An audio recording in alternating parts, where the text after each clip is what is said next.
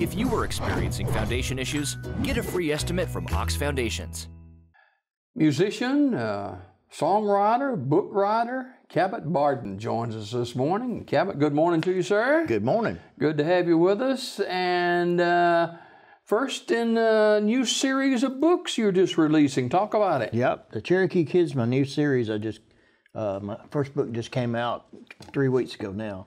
The first book is called The Treasure of Dead Man's Past. I'm working on a sequel to it now, and working on another book on top of that one, working on two at one time. But The Cherokee Kid, it's just a fun novel. It's about a Cherokee brave who's born in North Carolina, and he moves out to Oklahoma and becomes a U.S. Marshal out there. And he's kind of in the background for a lot of play-outs between outlaws and marshals, like the James Gang and the Dalton Dueling Gang and different outlaws. Now, you have a familiar face to you on the cover. Yeah, that's my son on the cover, Matt. He wanted to be the model in this book, so I used him as the main character. Now, how old is he? He's 21. Okay. Mm-hmm. Yep, and the leading lady in it is Kelly Burton from Alexander City. Mm-hmm. I used her. Her father's a good friend of mine, Mickey Burton. Mm-hmm. We call him the Mountain Man. The man's 70 years old. He walks up through the woods in Cheaha National Forest by himself all the time. I mean, he enjoys that. I walk across the road, you know. Me too, that's about it. I walk the dog, and that's about it. Yeah, there you go. Speaking of dog, before we get too much further, did y'all have a dog that was missing, or? Yeah. Okay. Yeah, we'd let him out to go to the bathroom, and he never came back. And he's been gone now for about 2 or 3 months. And some folks up in Munford said, "We've got a dog. We think it's your dog. It looks just like him," because we posted the picture on the internet. We went up there. It wasn't him, but it was a cute little dog. And he said, "Well, if you want him, you can have him." So we brought him back, all right.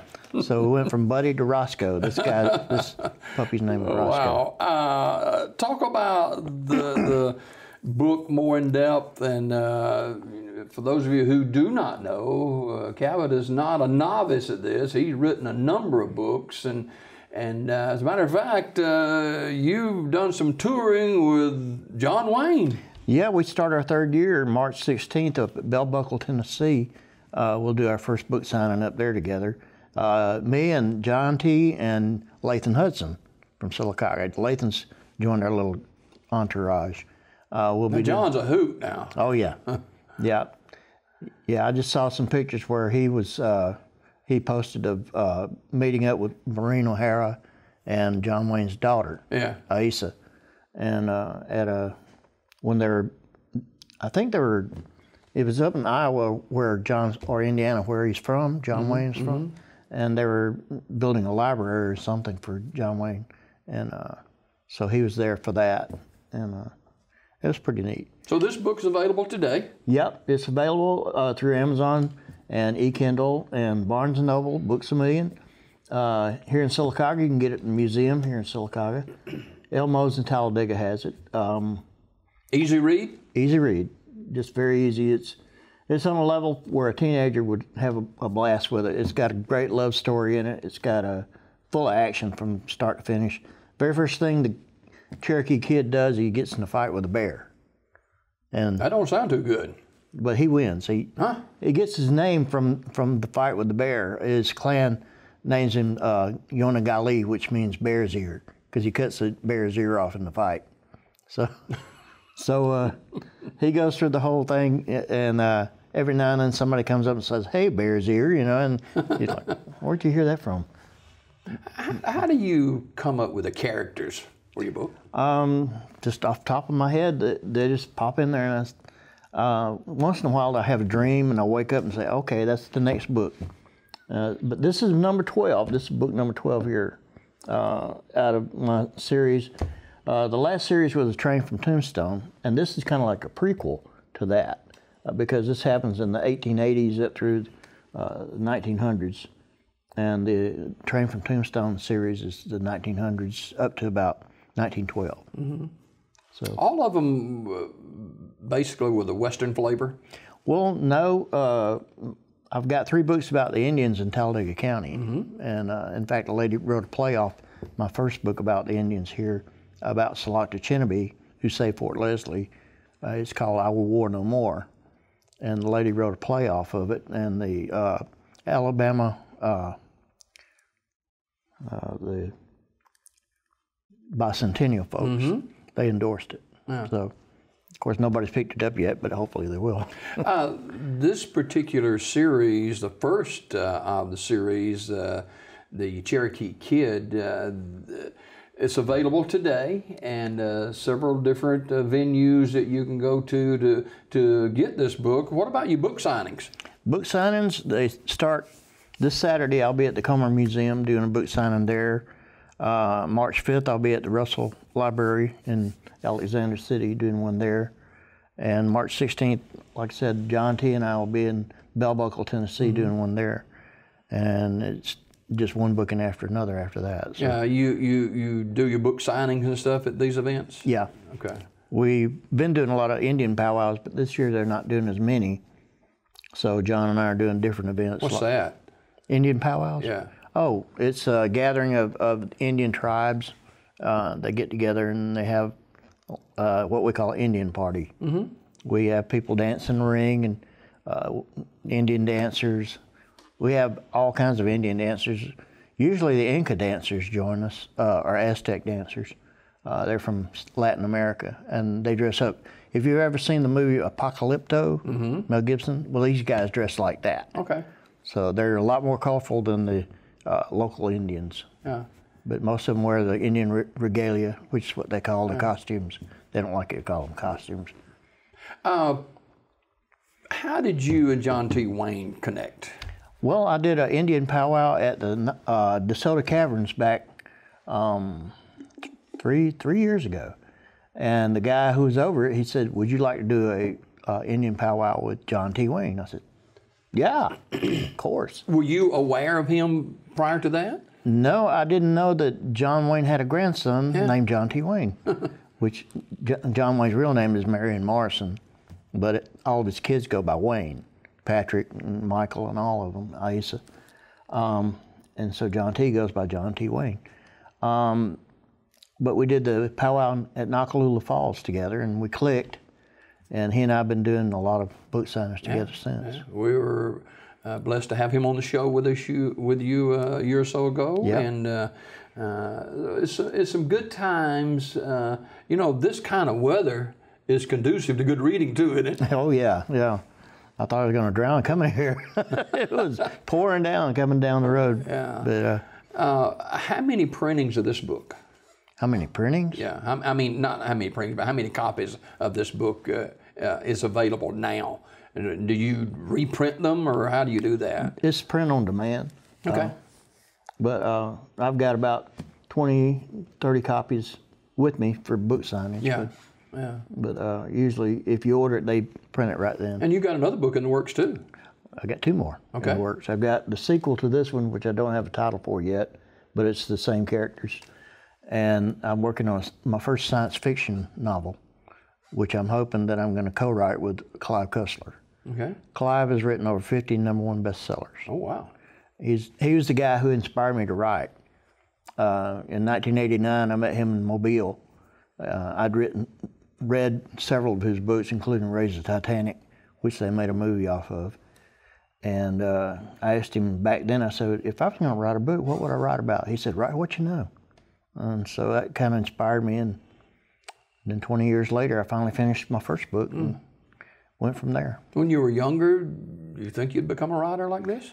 If you'd have said, oh, you're going to be a writer when you're in 2009, your first book, I'd have said, yeah, right. Because I was always a musician. I didn't think about writing books. So first 3 books were about musicians anyway, so. You still like to pick and grin a little bit? Yeah, we were up here at the Gristmill Tuesday with Lathan Hudson doing a karaoke, guitar pick session up there. He has a session every Tuesday up there. A lot of history to Lathan Hudson, too. Oh, yeah. He's a hoot. Yeah, no doubt. You mentioned that the sequel to this book, you haven't titled it as of yet. No. How do you How does that come about? I mean, you just pop in your head or something, or what? Well, I get to writing, and once the story takes the direction it's going to go, then I start thinking about, okay, what am I going to call this? Sometimes the title comes to me before I ever start writing, but a lot of times I just wait and let the story go and see which way it goes, and then I get my title. Do you live the story in your mind? Yeah, it's like watching a movie in my head. I just watch the movie and write down what I see. So. Wow. Cabot Barden is our guest this morning, songwriter and singer and musician and entrepreneur. That's what he is. He does a lot of things, wears a lot of hats, and he's wearing his writing hat this morning, which is, 9 books now? 12. 12 books now? Yep. And all of these books available for people if they want to buy them? Yeah, they're all available through Amazon, eKindle, Barnes & Noble, and Books A Million. And of course, the library, the museum here, and Elmo's in Talladega. What drives you to write?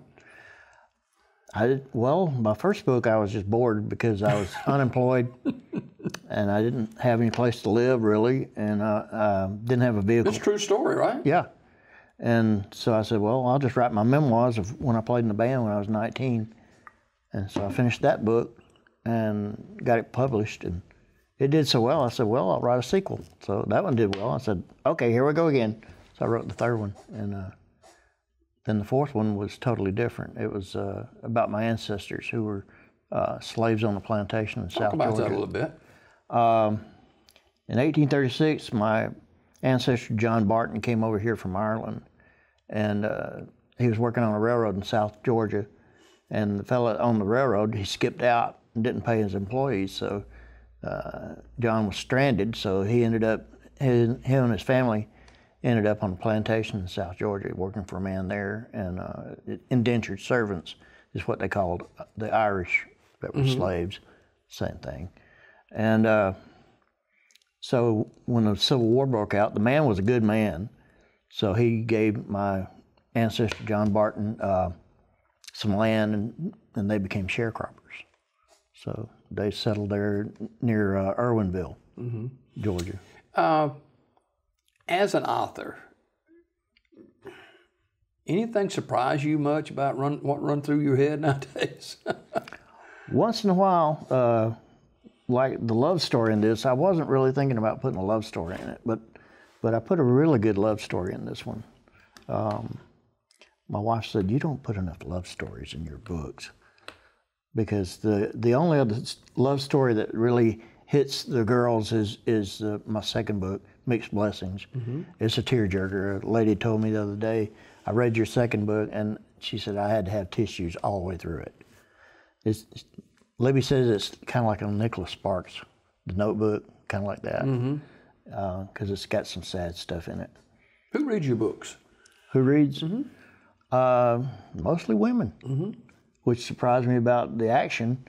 A lot of guys read the action novels, but the ones with the love stories, women like that best.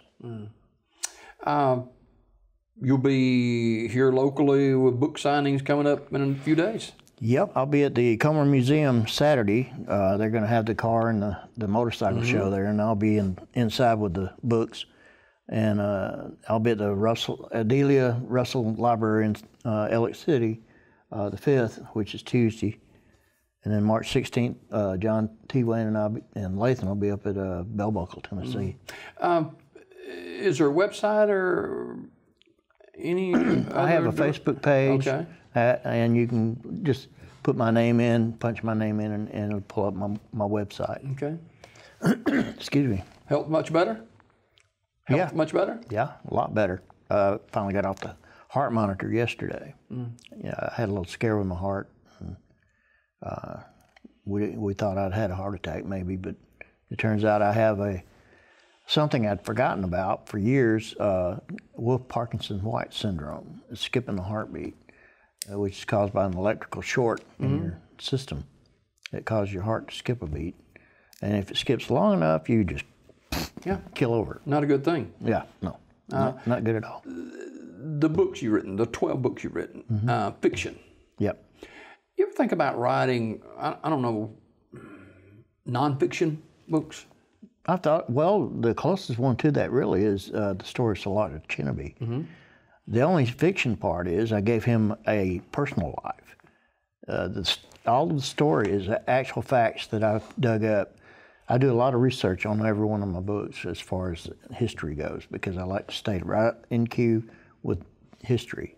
Just like this one here, it tells of all the outlaws and how they were caught up with and captured or killed in that book there, and tells who actually caught them. Like Heck Thomas, he was one who, the marshal that caught up with the Doolin gang and the Dalton gang.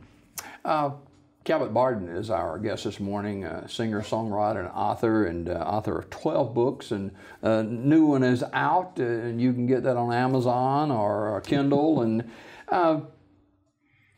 any thought ever of writing a book on Cabot Barden? Well, I kind of did the very first one. That one kind of parallel, but I couldn't use real names because if you do that, you liable to get in trouble. Yeah. So I had to change all the names, but the story's pretty much the way it was. Wow. Who were some of the guys in your band back in the day? Well, it was Frank Lister and Charlie Gamble. Oh, Charlie Gamble. Yeah. Wow. And Barry Patterson, Jimmy Bates, Mike Thomas from Alexander City, and had a lot of guys come and go. We had a guy named Charles Grimes from Weggufka. Oh, Charlie's deceased. The rest of them still living? Frank's gone. Okay. He died almost 4 years ago now. Okay. He had a heart attack. Charlie Alzheimer's, he's gone. Barry's in the hospital with a heart attack now. I see Barry every once in a while. Yeah. But, you know, Charlie, he's one of the most prolific drummers. Yeah. And he had this rock voice about him. Yeah. You know, that he could tear it up. And I saw him one time, this is the truth, at church. And, you know, Pentecostals, they have church music for about 2 hours before the preaching starts. Yeah. And the dang shavings was coming off them sticks. So he was a good one for sure. All right, your book available, and this is a first in this particular series, and got a couple of more coming up. Yep. Like I said, I'm working on a sequel to this one, which it'll have a train robbery in it. Kind of got inspired from the movie that John T and I did last summer. Yeah. So I'm going to use stuff from that. Yeah. How long did it take you to write this one? Let me think. About 6 months. Right. Yeah. Did they get easier? Yeah, actually it does. First one took me 20 years. Oh. Because I started on it in 1989. Wow. And then, well, more than that, really. Because it's 2009 when I finally got it published. All right. So, if people want to get in touch with you, how do they do that to maybe book you or something? You can go on my Facebook page, website, just punch in my name in the computer, and there I am. If you need to get hold of me by phone, I'll give you my phone number, which I normally don't do that. Well, you don't have to do that now, but you know, you can connect the dots with him, and maybe you want him to come for a specific happening with a venue near or far. We're of course across the state of Alabama on charter cable this morning, so he'll come to where you are. So contact him, and his name is Cabot Barden, and he is a singer, songwriter, and author, and author of 12 books, and this is the latest one right here, and it's available today. Cabot, always a pleasure, sir. Good to see you again. All right, more Daybreak right after this.